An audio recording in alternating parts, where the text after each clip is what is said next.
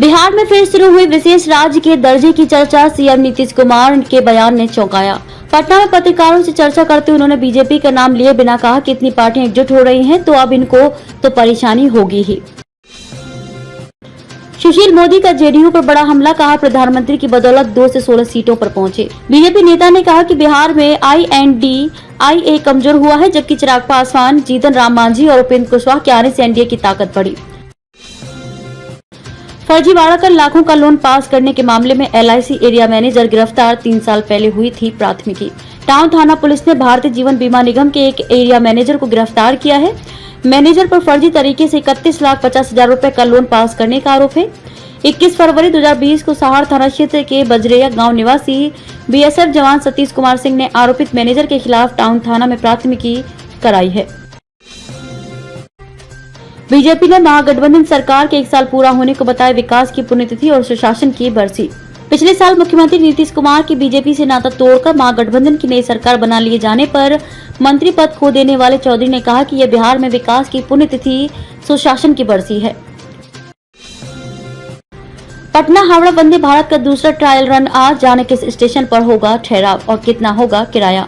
पटना से हावड़ा के बीच शुरू होने वाली वंदे भारत एक्सप्रेस का दूसरा ट्रायल रन आज शुरू हुआ है। इसके बाद इस ट्रेन का किराया और परिचालन तिथि तय की जाएगी। वहीं ट्रायल रन का रूट तय कर लिया गया है। बिहार में विधानसभा होगी भंग, समय से पहले होंगे चुनाव। बीजेपी नेता सम्राट चौधरी ने दी नीतीश कुमार को ये चुनौती। बीजेपी नेता ने कहा कि नीतीश कुमार अनपॉपुलर और अप्रासंगिक हो गए हैं। उन्होंने दावा के साथ कहा कि जदयू का आने वाले चुनाव में खाता भी खुलने वाला नहीं है। लव जिहाद के खिलाफ एक्शन में केंद्र सरकार, पहचान छिपाकर शादी करने पर होगी 10 साल की कैद। अंग्रेजों के जमाने के IPC में बदलाव के लिए केंद्र सरकार भारतीय न्याय संहिता विधेयक लेकर आई है। इस विधेयक के जरिए सरकार लव जिहाद और महिलाओं के खिलाफ अन्य अपराधों पर लगाम लगाने की तैयारी में है। प्रस्तावित कानून में पहचान छिपाकर किसी महिला से शादी करने पर 10 साल तक की कैद हो सकती है। भारत में भ्रष्टाचार के खिलाफ है जीरो टॉलरेंस की सख्त नीति। G20 मीटिंग में बोले पीएम मोदी। पीएम मोदी ने कोलकाता में हो रही G20 anti corruption working group की तीसरी और अंतिम बैठक में अपनी वर्चुअल संबोधन में शनिवार को कहा कि भ्रष्टाचार का असर गरीबों और हाशिए पर रहने वाले लोगों पर सबसे ज्यादा पड़ता है।